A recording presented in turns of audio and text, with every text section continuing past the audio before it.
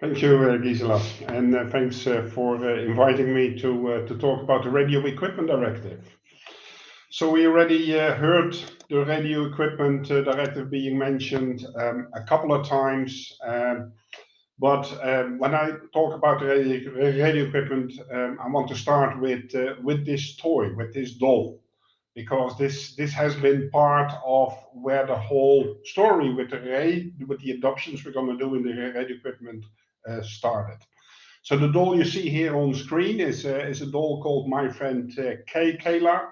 Was introduced in 2014 and was really an innovative toy because it has a Bluetooth connection to a mobile phone, and there was an app on iOS and Android where the kid could talk to the doll, and then of course that would be translated over the app, and a response was looked up on the internet, and then that was brought back in speech to the doll. So the kids could really interact with this doll. So that looks like a very nice innovation, except the security was really poor. And with that, of course, what the manufacturer probably had in mind is it should be easy for everybody to connect to this toy. And that exactly was the problem, because if the toy was not connected to the parent's mobile phone, it would just accept any connection to any mobile phone. So in principle, you could eavesdrop and listen in, or even speak to the children. So this was very concerning, as you understand. And the market surveillance authorities tried to get this doll off the market. But the problem was they couldn't, because there were no legal instruments to take this toy off the market. The only country where this actually was possible was in Germany, because you still there have regulations which are related to spying equipment, and through those regulations, it was possible to pull the doll off the market. So this is just one example where the policymakers got really concerned. There were other examples, like, for instance, watches for children, so you could track their whereabouts, that well secured that everybody could check your children's whereabouts. But also, of course, we have seen the large-scale DDoS attacks, which, of course, originated from also IoT type of devices. So policymakers got concerned, and what the policymakers want to address, of course, is making sure that through market access requirements, security is adhered to. And only, I would say, even a few weeks ago, it was on January 12th this year, a delegated regulation was published for the RED. And the delegated regulation, what it does is, we already have the RED for quite some years. There are requirements, what we call essential requirements in the RED, but these were not yet activated. When you put a product on the market, you did not need to comply to those requirements, which were written, by the way, in 1999, looking, of course, to radio equipment as we had an understanding in those days.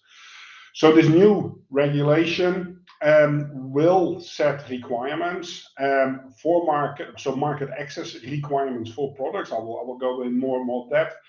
And with the publication this year in January, we have the situation that the regulation dictates there's a 30-month transition period. So in August 2024, if you want to bring a product on the European market, and it is a radio equipment in scope of this delegated regulation, your product has to comply with that. So your product must implement these requirements. So if you look at the Radio Equipment Directive, for those who are less familiar with that, it's really indeed about equipment that has radio, that uses radio to either transmit or receive. And as you can imagine, when this was originally written back in 1999, it was really focusing on radio. But if you look at radio equipment today, especially if you look in IoT, and any device nowadays either support Wi-Fi, Bluetooth, NFC, Zigbee, Z-Wave, a lot of these technologies. So the products that are in scope of the radio equipment directive have exploded over the years. So a lot of devices are currently in scope. So looking at the requirements themselves. So the 3 requirements that were written in the Radio Equipment Directive, which are now activated with this delegated regulation, are the ones you see on screen. Radio equipment does not harm the network or its functioning, nor misuse network resources, thereby causing an unacceptable degradation of service. This was, of course, written with network in mind, thinking about, for instance, disturbance of radio frequencies and things like that. And of course, this now we have to translate into security. So we translate this because now we have to look at the internet.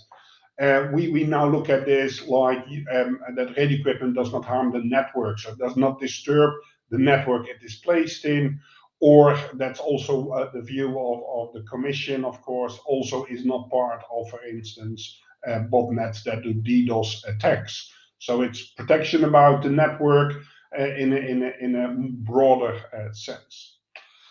3.3e is, as you see, where it incorporates safeguards to protect personal data and privacy. And this is not only personal data as meant under the GDPR, it's broader. It also, for instance, contains location information, etc., which is more, of course, in line with what you expect, for instance, for mobile devices. And then the third one is radio equipment supports certain features ensuring protection from fraud. And there has been a lot of discussions about this because what is fraud? How should we interpret fraud? But the Commission has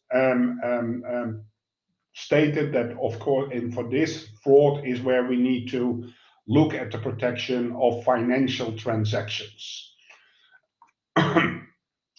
So if we look at the delegated act, you want to know, or the delegated regulation, I should have said on this slide, you first need to look at, is it radio equipment? If you want to know, are you in scope of this new delegated regulation, there are some criteria. So foremost, of course, you need to be radio equipment. So if the product has radio for receiving or transmitting, you are in scope of the RED. So you have to at least comply with the other requirements in the RND. Then there's the next check is that internet connected radio equipment. At this moment, we have a lot of discussions. What does that even mean? Internet connected radio equipment. And we are working with the Commission to get some clarity on that. And we're working in the standardization organizations on a common understanding of that definition. And the current common understanding is that internet connected radio equipment is equipment that is intended to connect to the internet for certain functions or features. Of course, has an IP stack to be able to communicate itself directly. So it's not like if you, for instance, have a wireless protocol that has no IP stack, and you communicate through a gateway, then that is an example where you are not internet connected radio equipment because that device does not communicate itself. But if it has an IP stack, then yes, you are internet connected radio equipment, and you have to at least implement that 3.3D. So you have to have some measures to protect the network. And of course, for me, if you look at like, okay, how do you protect the network? For me, the first step, of course, is if you look at devices that are disrupting the network, are devices who are compromised. So the first step you need to ensure already is to reduce the likelihood that you are compromised, that the device is compromised, because once compromised, you have no control. Then, if the product also processes personal data or traffic and data and location data, then you also have to implement the requirements for 3.3e. Do you also transfer money, virtual currency, whatever? You also have to implement the requirements for 3.3f. The Commission did put one set of products really aside as well, and that is, even if the product itself is not internet connected radio equipment, so it does not communicate directly itself over the internet, then for childcare devices, toys, and wearable radio equipment, if you still process personal data or location or traffic data, then you still have to implement 3.3e. So this is really the outlier where think about all kinds of Bluetooth and Zigbee devices, if they are wearables, for instance, and process personal data, then this delegated regulation applies. You have to implement the market access requirements. The Commission did add some exemptions. For instance, medical devices are exempted. Rationale behind that is that the medical device regulation as a lex specialis already addresses security. And also exempted are what you can see here, products under certain regulations like civil aviation, motor vehicles, and road toll systems, but only for E and F. So this morning we had the presentations on automotive. They need to comply with 3.3t. So whatever we come up with as requirements needs to be implemented by automotive. So why use the RED to address security requirements for market access? Because what we have seen with the RED is it does not cover all products. If you, for instance, have an IoT device that has no radio, so only has wired connections, you're not in scope. Yeah, but still, when the Commission had to look at, okay, we want to do something to set security requirements when you bring products on the European market. What is a quick route that we can take? And think about quick, of course, in policy making terms. So then it was decided, let's reuse the Radio Equipment Directive. We have these requirements already in the law text, so we do not need to develop a new legislation, and we can activate these requirements.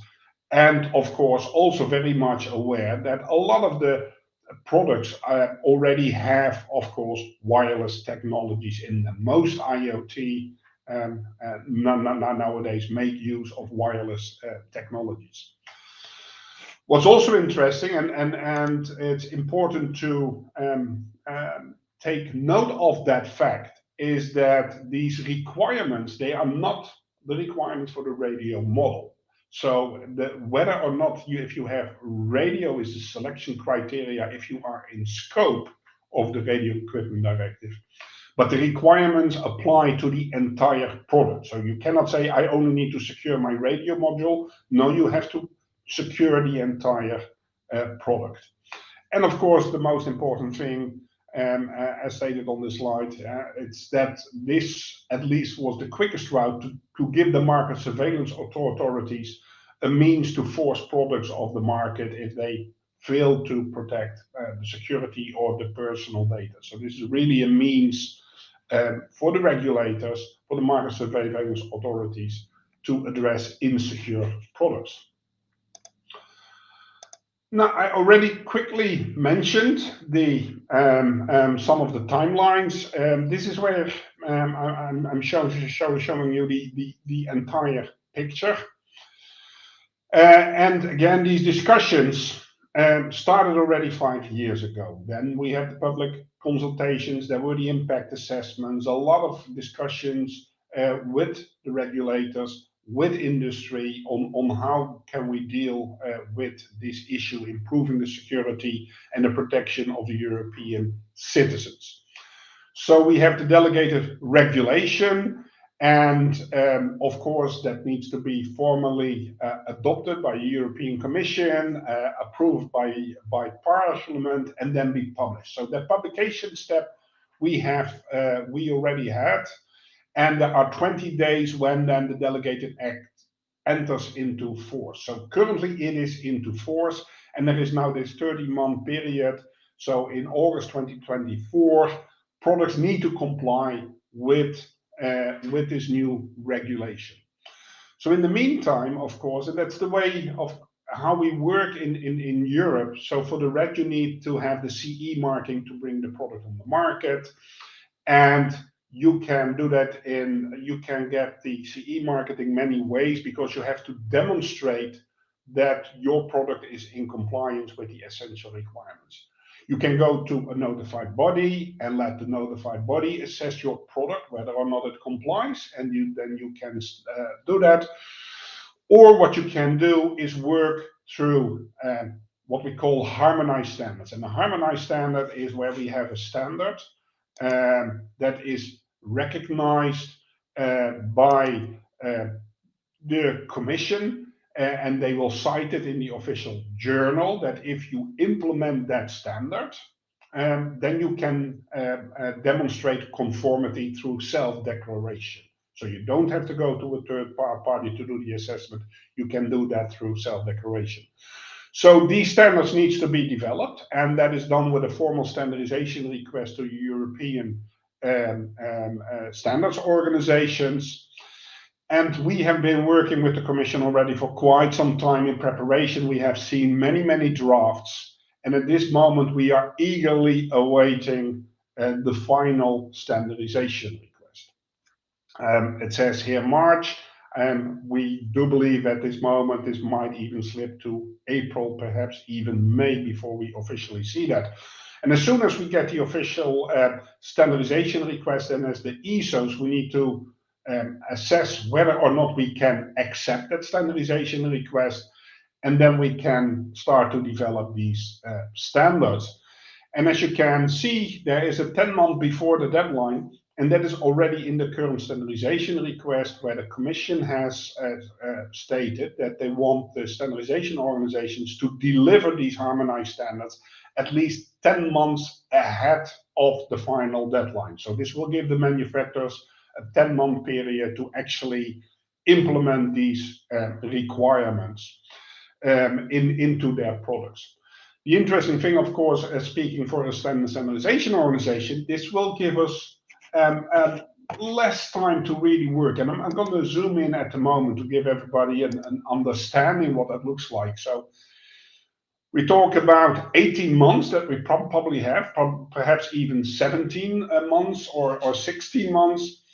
But the process with developing a standard takes a lot of time. And what I mean with the process is you develop a standard that has to be edited by the Secretariat, that has then to be published for review. There is an extensive review process allowing all the member states through their national standardization committees to provide input. It has to be reworked and sent out for a formal approval, in the hope, of course, that we'll get there without so many objections that we have to go through another round. So if you look at the entire timeline here, most of the time is taken up by the process itself. And you also see here the HAS assessment, which is where an independent consultant will review whether or not we are satisfying the requirements from the Commission, and this can be truly accepted as a harmonized standard. So in principle, we only have something like 7-8 months to develop 3 standards. So that will be a challenge. And that's what I quickly want to highlight as well. So at this moment, of course, we, as the European standardization organizations, we are not doing nothing. We are already discussing this amongst ourselves for, I would say, even a couple of years already, really intensifying at the moment. And we have multiple meetings per week where a large group of experts, like typically we see something like 40, 50, sometimes even 60 experts popping up in the meetings. And we're really looking at, okay, how can we do the risk assessments? How can we come to a conclusion? What are the requirements that needs to be in there? So at this moment, and I see a misspelling on the slide I created, my apologies for that. This moment we are setting up a joint technical body, not a joint technical board. We are setting up a joint technical body, and this joint technical body is where really the three ESOs we will work together. We all understand the importance of a standard like this, which has a very broad coverage. Yeah, it's not only IoT, there are industrial components in there, automotive, you name it, anything in scope of the red except medical devices are in scope. So it's huge, and that's why, of course, we get a lot of technical committees also on board in this joint technical body to make sure we have adequate coverage, adequate experts from all the different domains. What we quickly assessed when looking at, okay, we have this red now, and is there already a standard that we can use? And of course, Thomas already mentioned the ETSI 303645, the consumer IoT standard, which is really highly appreciated, well received in the marketplace. But that's focusing on consumer IoT, and there are requirements in there that are not that really fit, for instance, for ICS SCADA or, for instance, for smart meters. Of course, we look at the standard, and we also look at, for instance, 62443-4-2, which is the ICS SCADA security for components, which, by the way, is used in many different sectors, domains, healthcare, automotive, home building automation, railway systems, and other standards already exist. So we will have to look at all of these standards and look at what we can bring together. Part of what we need to do is do that translation. Okay, we have these essential requirements, and the essential requirements is what you have to implement. But when we look at that, because we really have to twist this a little and see, okay, what is then this from a cybersecurity perspective? Then, of course, this is just a simple translation, part of the discussions. But of course, if you think about protect the network, devices shall work as intended, should not be easily compromised. Rogue device should not be able to disrupt the network. But then again, of course, you can argue, okay, how much is under the control of the device itself? If you have a complex device like a mobile phone, to what extent can you do this through layered security and say the kernel, as long as the kernel is not compromised, the underlying OS is not compromised, that can have some features to do protection against rogue applications. All of this has to be taken into consideration. What the Commission also does is they want to ensure that the ESOs would at least include certain requirements. So the current draft standardization request lists a number of requirements that the ESOs have to take into the standard. And you see here they're quickly marked as D, E, and F because they are included to be specifically addressed for all of these. And these requirements, of course, absolutely make sense, although some will be a challenge, like include elements to monitor and control network traffic. How do we interpret that? How do you do that? We don't want, not every device is capable of controlling the network traffic. That's more for network appliances. But again, as I just explained, with complex devices, layer defense, this might be achievable.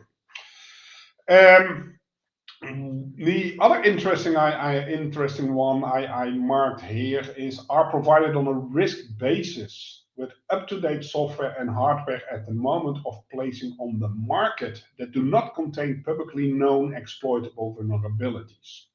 And then as regards to protection of the network or to the protection of personal data or to the protection of financial transactions. This one is sounds real sensible. This is a good requirement.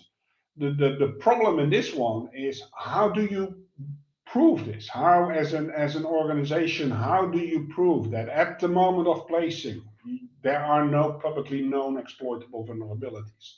Because we do not only have to write the standards, but also the criteria. How do you demonstrate that you have these standards and that you have these requirements addressed? So this is really part of some of the concerns. And then, for instance, also requirements are provided with automated and secure mechanisms for updating software or firmware. That is really a focus on the ability for products to be able to, of course, to mitigate future defects, new vulnerabilities, that you have the ability to update the product. Again, there are some concerns. For instance, there are products that run on very low battery power that are developed to be in the marketplace to work for 10 years. They don't have this kind of functionality. So we have to work on how we can deal with that for certain products. Again, this is all the tasks, all part of the effort we have to do in the coming months. Last to close off, also as part of the update, is we talk about placing on the market. And that means, of course, often that we talk about the first placing on the market. So as soon as you bring the product onto the market. For normal radio equipment requirements, of course, you well design a product. And if you did your proper engineering and your proper testing, the product probably complies with the requirements. The challenge for security, of course, is security changes every day, and we learn every day about new vulnerabilities. So it might already be a challenge, even when the first product comes off the production line before it enters the shops. There might be new vulnerabilities.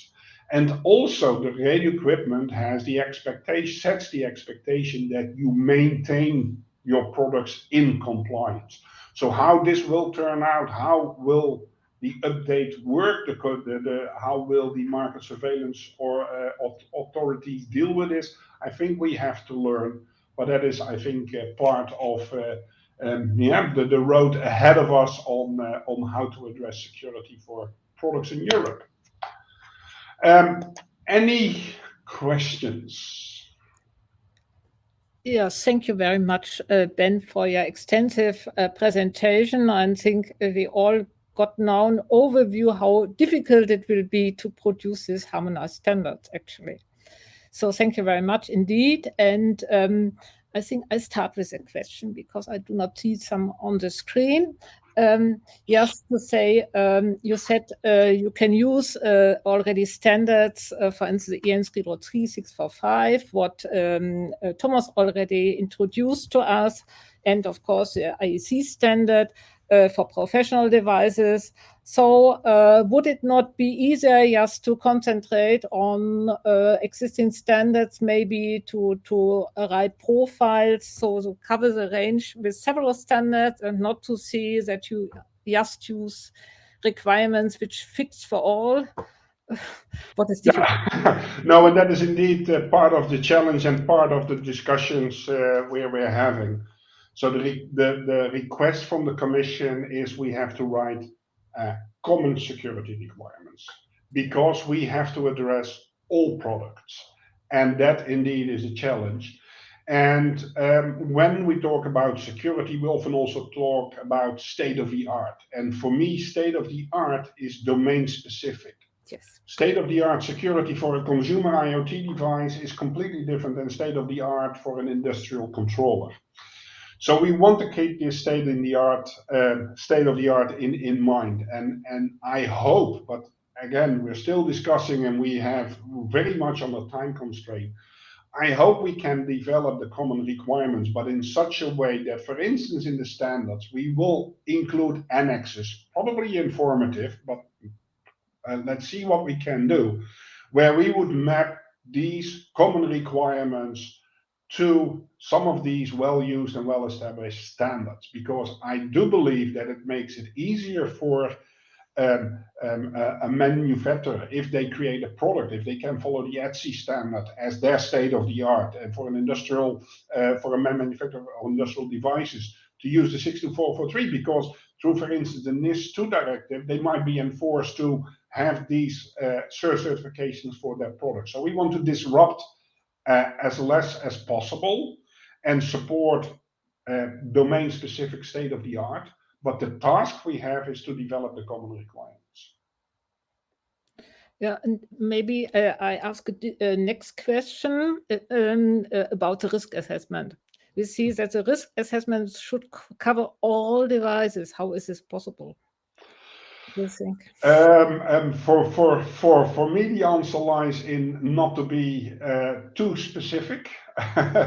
But that again is, of course, the problem which we see in the discussions with the experts. It's good to have the meetings with a large group of experts, but the experts, of course, all see these specific gray zones, and I'm afraid that we cannot address all the specific concerns in all the gray zones. And that's why, for me, I think it's important that we need to include the intended use of the device into the consideration. So if a product is not intended to have certain functionality, it cannot satisfy the requirement. I always like to make the joke, like we don't want to put a display and a keyboard on a Bluetooth toothbrush so you can satisfy a requirement to access a mobile device by entering a username and a password. Yeah, so we need to find other means, and sometimes a device does not have the capability, but that should be focused on the intended use, and the regulation does allow that, because whenever the market surveillance authorities look at a product, at the safety impact, for instance, of a product, they have to take the intended use into consideration. Again, for security, I think it's still where regulators, notified bodies, industry, everybody have to learn how can we deal with this.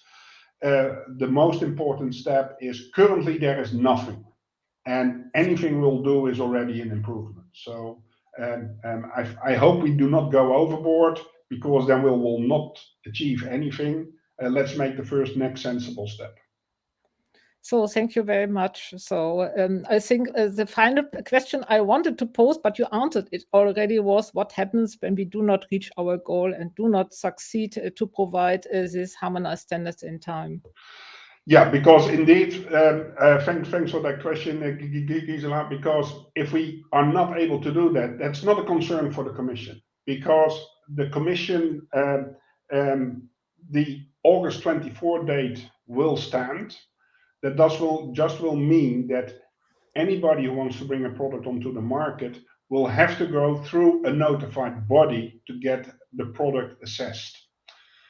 The issue with that is there are so many products brought onto the market that are in scope of this delegated regulation, that the notified bodies do not have the capacity to even deal with that. So if we fail in delivering these standards, and if we fail in delivering standards that the Commission accepts to be cited in the journal as harmonized standards, then we will be very disruptive for the market, because we will block market access for consumer IoT and many other products. So thank you very much for your answer. And you'll see we have a lot to do, and it's very tough to do so. Yes, indeed. So thank you.